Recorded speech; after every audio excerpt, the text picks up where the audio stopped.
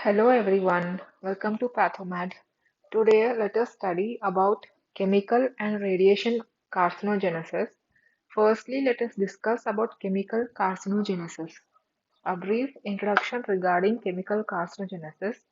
Chemicals play an important role in carcinogenesis by causing point mutations in the DNA. Upon exposure to a chemical carcinogen, the body makes an attempt to eliminate it through a process called biotransformation. So, biotransformation is a process in which the chemical or the carcinogen is made water soluble so that it can be easily eliminated or excreted by the kidneys or through the skin in the form of sweat or lacrimation. So the more water soluble it is made, it can be easily eliminated through the body. This is the simple funda behind biotransformation. But in this process, it does more bad than good because a less toxic carcinogen is made more toxic. The more water soluble it is, the more it penetrates into each and every cell. So it will become more toxic unknowingly. In an attempt to do good, the body does more bad by making it more water soluble. So the ultimate chemical carcinogen, which is electron deficient, the carcinogen is always it is electron deficient. So it has a craving for electrons from the external sources. So it is called electrophilic. Electrophilic means it has a liking for electrons because it is deficient in electrons. So this electron deficient chemical carcinogen, it reacts with the electron rich items like DNA, the nucleus, RNA and proteins in the cytoplasm, which result in apoptosis of damage. So it results in damage of the DNA, and this damaged DNA has to be removed by apoptosis. If this pathway of apoptosis is damaged, the cell with damaged DNA it survives, and that cell survives, cell proliferates, and it becomes a cancer, ultimately becomes a cancer. And there is a concept called long latent period because first the cells are altered. First insult to the cell or the DNA, the damaged DNA, the first hit will be there to in order to for the cell to become a neoplasia, it requires a second change also, second hit also, to bring about this molecular genetic changes, which is ultimately expressed as neoplasia. So there is a time between first insult and the second insult, and ultimately the cell becomes a carcin, turns out to be a cancer. This period, time frame is called a latent period, which is long enough. And these carcinogens can be classified into directly acting and indirectly acting. Directly acting means the carcinogen itself is it is capable of inducing a tumor. They do not require any metabolic conversions to become carcinogenic. They themselves, they are enough, they are self-sufficient to act like a carcinogen. Examples are the chemotherapeutic alkylating agents. The chemotherapeutic alkylating agents, the anti-cancer drugs itself, they are directly acting carcinogens. Indirectly acting carcinogens means they require metabolic conversion. They themselves are not carcinogenic. They require a metabolic conversion by cytochrome P450 oxidase enzyme to become carcinogens. Examples are polycyclic hydrocarbons, nitrosamines, benzopyrenes. First, we will study about directly acting carcinogens, examples being the chemotherapeutic agents. The alkylating chemotherapeutic agents, for example, nitrogen mustards like cyclophosphamide, nitrosurias, chlorambucil. These alkylating agents they are used in the treatment of non-Hodgkin's lymphoma, Hodgkin's lymphoma, and cancer of the ovaries. These anti-cancer drugs are used to treat certain cancers like ovarian cancers, Hodgkin's, non-Hodgkin's lymphoma, but they cause other cancers like leukemia. These anti-cancer drugs used for treatment of one type of cancer causes the other cancer, second cancer. They cause secondary leukemias. And other acylating agents like dimethyl carbamyl chloride. They are known for causing squamous cell carcinoma and squamous cell papilloma. Squamous cell carcinoma, squamous cell papilloma. Now, coming to indirectly acting carcinogens, that means they require metabolic conversion. Under that examples, we'll study polycyclic hydrocarbons. Firstly, we'll study polycyclic hydrocarbons. Mostly polycyclic hydrocarbons that are derived from the smoked meat, smoked fish, and in cigarette smoking. Firstly, we'll discuss about tobacco smoke. The tobacco smoke, when you inhale tobacco smoke through circulation of the lungs, they reach the liver, through circulation, they reach the liver and they activate cytochrome P450. Because of this activation, the benzopyrene present in the tobacco smoke, they get converted to epoxide form, benzopyrene epoxide, which is an unstable product which further produce more and more unstable compounds that bind to DNA, and hence they are mutagenic and carcinogenic. They produce lung cancers locally, and in distant sites they affect kidneys, renal cell carcinoma and bladder cancer. Coming to polycyclic hydrocarbons from the smoked meat and fish, polycyclic hydrocarbons, they undergo hydroxylation in the liver. Through circulation, they again reach the liver where they form epoxides. Epoxides are like highly mutagenic. They bind to DNA or RNA proteins in the cytoplasm and they ultimately alter genome. And hence, they are known to cause cancers of oral cavity because it is related to food like smoked meat and fish. Food, you can remember oral cavity, esophagus, and pancreas. Pancreatic enzymes needed for digestion. So, all food related organs are affected. Nextly, second example, we'll study about aromatic amines. Aromatic amines. Most of the aniline dye workers, like painters, aniline dye workers, they are exposed to aromatic amines. Aromatic amines, in that the main chemical compound is beta-naphthalamine. Beta-naphthalamine. So this reaches the circulation through inhalation. Source is inhalation. Through inhalation, they enter the circulation and they reach the liver. Again, liver is the site, primary site where all the notorious things start happening, all the everything starts happening in the liver. When they reach liver, this compound beta-naphthalamine it gets hydroxylated. Hydroxylation occurs in liver to 1-hydroxy 2-naphthalamine. Beta-naphthalamine gets hydroxylated to 1-hydroxy 2-naphthalamine, which is this is one is water soluble and is active carcinogenic, and it is water soluble. It is water soluble. And in the liver, it gets conjugated with glucuronic acid. It gets conjugated with glucuronic acid and is excreted via the circulation. It is excreted through the kidneys into the bladder in conjugate form only. Inside the bladder mucosa has an enzyme called glucuronidase. Glucuronidase is a bladder mucosal enzyme which deconjugates. The glucuronic acid is removed. So the active carcinogen 1-hydroxy 2-naphthalamine is exposed to the bladder.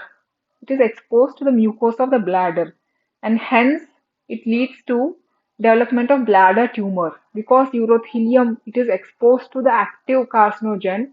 It leads to development of bladder tumor. Third example, we'll study about nitrosamines. Nitrosamines are found in this fertilizers, food additives, food colors. So fertilizers and food additives, they contain nitrosamines. When they enter a gut, the commensal bacteria in the stomach, they convert the nitrates into secondary amines and amides. Amines and amides, which are carcinogen, ultimately cause gastric cancers. When you consume this food fertilizers, food colors, food additives, all the preservatives, when you consume, they reach the gut in the stomach. The normal bacteria they convert these nitrates into amines and amides, which are carcinogenic, leading to formation of gastric carcinoma. And also the butter yellow. Uh, margarine is a substitute for butter. Butter is an animal product. Butter is produced from this churning the buttermilk. So those who are on vegan diet, those who do not consume the animal products, margarine is an alternative to butter. To give the natural yellow color, yellow butter color to the margarine, this additive is added. Butter yellow additive is added, which is a azodide derivative of aromatic amines. The chemical name, if you want to remember, you remember dimethyl amino benzene. It is added to this margarine to give the natural butter yellow color, which is a food additive. It leads to hepatocellular carcinoma. Leads to hepatocellular carcinoma. Next is aromatic amines. Aromatic amines, petrochemical and benzene chemical industries, those who work in petrochemical industries, they are exposed to this aromatic amines and benzene industries as well. So they develop this leukemia, higher chances, increased risk of developing leukemia and Hodgkin's disease. And organohalogen compounds like polyvinyl chloride, which is a versatile material used for n number of manufacturing industries, especially plastics. So exposure to polyvinyl chloride causes hepatic angiosarcoma. Hepatic angiosarcoma. Plastics cause hepatic angiosarcoma. Another thing, coming to natural carcinogen that we consume on a daily, it is not artificially made, it is a naturally born carcinogen. On long stored nuts, peanuts, or grains, they develop this aspergillus flavus, which is a fungus. So this aspergillus flavus that is grown on long stored uh, peanuts and grains, this fungus produces a toxin called aflatoxin beta 1. Aspergillus produces aflatoxin beta 1, which is a natural carcinogen. Again, they reach the liver. In the liver, they activate cytochrome P450 and they get converted to epoxide form, which is an unstable compound. Here, aflatoxin 2,3 epoxide is formed, which is mutagenic. It binds to guanine of the DNA, which causes point mutation in the P53, which is a tumor suppressor gene, ultimately leads to hepatocellular carcinoma. So all things they reach liver where they activate cytochrome P450 and they form unstable compound. Some epoxides will be formed. Epoxides are mutagenic, they bind to DNA, lead to formation of a carcinoma ultimately. Next, we'll study about certain occupational carcinogens. This I have tabulated in this form. Firstly, nickel, which you find in nickel plate in ceramic industries, batteries, and the stainless steel welding. Stainless nickel almost looks like a steel, so you can remember stainless steel, steel industries, batteries, ceramics. So, because of the inhalation of nickel, they cause carcinoma, cancer of nasal cavity, lungs. Mostly, lung is more prone, more susceptible, with few exceptions. Arsenic, second compound arsenic, which is found in fungicides, herbicides, and medications, few medications. The exposure to arsenic causes skin cancers like squamous cell carcinoma, basal cell carcinoma, liver angiosarcoma, and lungs are affected. Third compound is asbestos. Asbestos is found in the cement industry, something to do with cementing, building materials, building materials. So exposure to asbestos causes lung, everything related to lung cancers like mesothelioma, and also GIT cancers, gastrointestinal tract cancers. Fourthly, beryllium. Beryllium is mostly to do with aerospace, space medicine. So, aerospace workstation materials, nuclear reactors, and missiles. Everything to do with space, nuclear. They cause cancers of the lung again. Cadmium found in these batteries, making of batteries and metal paints. They cause prostate cancer. They cause prostate cancer. Chromium, it is used in paints, pigments, and preservatives, causes lung cancer. Uranium in uranium mine workers also leads to lung cancer. Lungs are found in almost everything with few exceptions. Arsenic, you see skin cancer additionally, and liver, skin and liver, and asbestos, GIT is an extra. For prostate, cadmium, prostate, see, star mark everything. So lung is found in everything. Few exceptions are arsenic, skin cancer, liver cancer, asbestos, GIT is an extra, and cadmium, prostate cancer. The remaining everything lungs are affected. Now let us study about radiation carcinogenesis. Radiation means radiant energy in the form of ultraviolet rays from the sun and ionizing radiation like particulate and electromagnetic rays is mutagenic and carcinogenic. Firstly, let us study about ultraviolet radiation. Exposure to this ultraviolet rays, especially fair-skinned individuals, they are associated with increased risk of skin cancers like squamous cell carcinoma, basal cell carcinoma, and melanomas. So the degree of risk depends on the type of UV ray, whether UVA, VC, three types of rays, and the intensity of exposure, like the duration of exposure and the amount of ultraviolet radiation absorbed. It depends on that, and skin pigmentation because quantity of light absorbing melanin. Skin with highest melanin absorbs more, like that. So UVB, which has a wavelength of 280 to 320 nanometers, induce cutaneous cancers. UVC, it has a wavelength of 200 to 280 nanometers. It is also a potent mutagen, but it does not reach our atmosphere because most of it is filtered out by the ozone layer.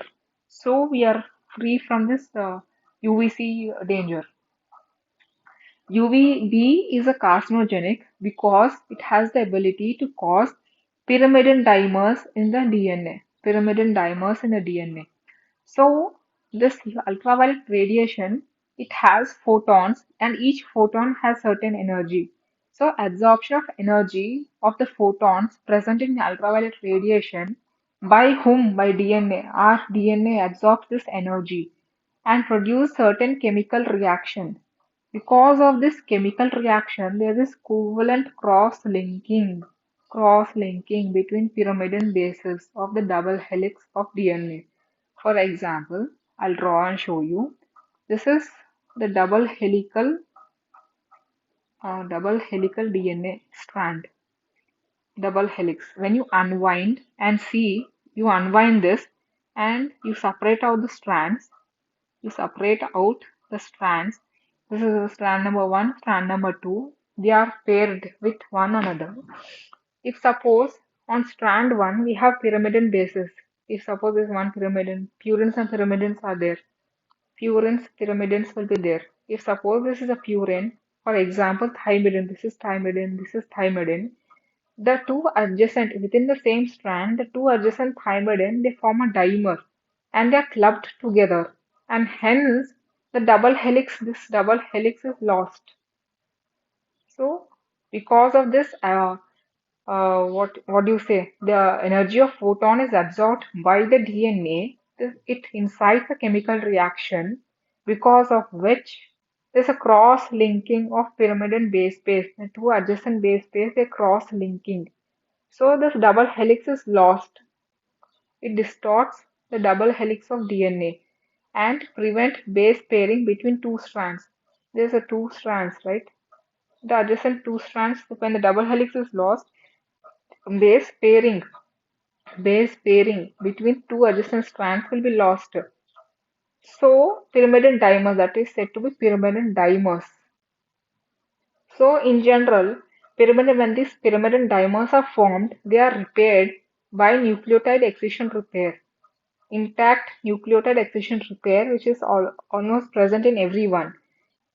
For example, in the exception in cases of xeroderma pigmentosa, which is an autosomal recessive disease, there's a defect in this nucleotide excision repair pathway.